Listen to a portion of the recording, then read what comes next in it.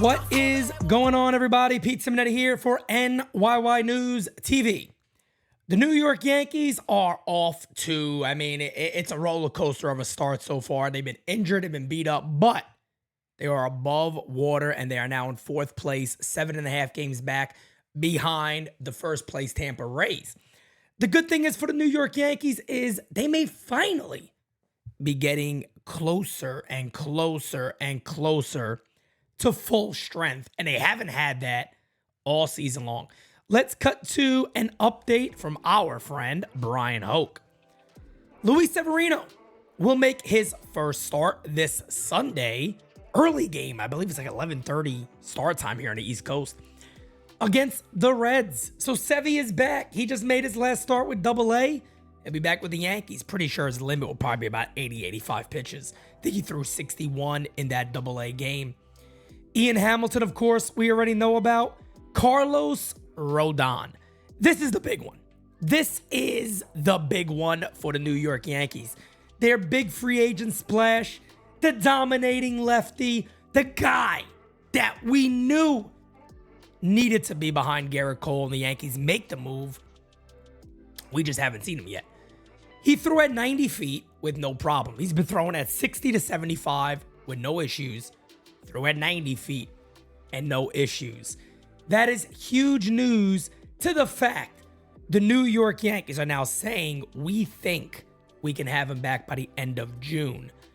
The big question is going to be how Rodon feels after actually throwing a bullpen session facing live hitters. Because what he'll do is he'll do a bullpen, see how he feels, do a live session, see how he feels, and then he'll get into a rehab assignment.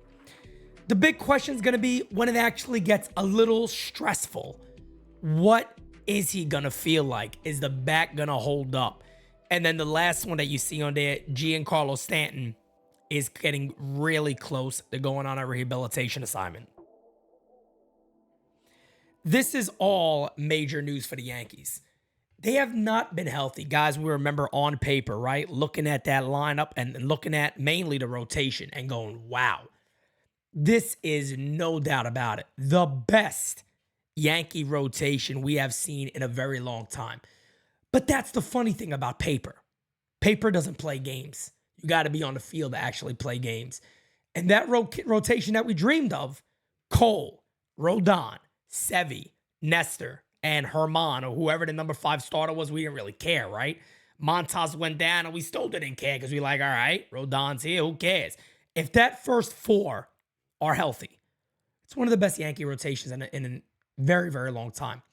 Garrett Cole, 6 shutout innings again yesterday. He's been one of the best pitchers in the American League. We need Carlos Rodon back. It's that simple. We need Luis Severino to be Luis Severino, and we need Nestor Cortez to start tonight and get back to being Nestor Cortez.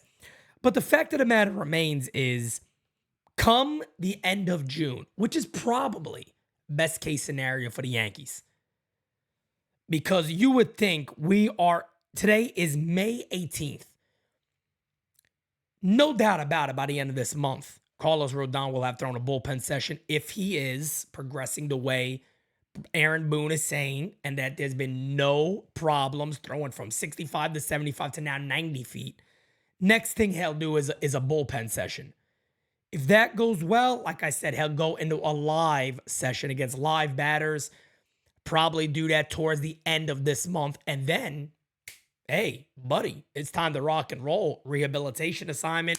You're ready to go. Probably gets 2 or 3 outings because he missed the whole year, basically. Only made that one spring training start against the Braves. But now it's go. Sevy's already there. So if we get Carlos back, we got that rotation finally. And if that rotation stays healthy, let's even say it's the beginning of July, you got those 3 months, July, August, September, to just go and play ball heading into the postseason. Huge news for the Yankees. And even bigger news, some may say, is that Giancarlo Stanton looks like he is getting right there. Because let's be honest here, between G and Donaldson, does anybody even care about Donaldson coming back? I hate saying it. Maybe he provides a little something. We know how good he is defensively. I don't know what you could expect from Josh Donaldson's bat. Stanton, on the other hand, Stanton could bat what Donaldson bats. the low 200s. But he's so significant to the lineup. He makes everybody else around him better. And it makes the Yankees lineup deeper. You now got guys like Bader batting, 6 or 7. It drops that order down. If Volpe is gonna stay down there, Gleyber Torres down around that area, above or right below. So it depends on what the New York Yankees do. But what I think, and I know this is getting into a little bit of a different topic, but the Yankees need to find a real leadoff hitter. I think Anthony Volpe will eventually become that as he gets more and more reps. I don't know if that's going to be this year. It could very well be. But the Yankees definitely need to find somebody that can really lead off the front of that lineup. Benintendi was it. Obviously, he's gone. But the Yankees have a chance to still go out there and find that guy. I don't know what that looks like. We're not going to get into that right now. We'll go into that definitely in the next couple of weeks as we get closer to the deadline. But how are you guys feeling? Do you think that we see all these guys in the rotation at the same time this year? I asked that question early, and I was like, at this point, how do you know with this team? But there is hope now. You kind of have the light at the end of the tunnel right now, and you go, you know what?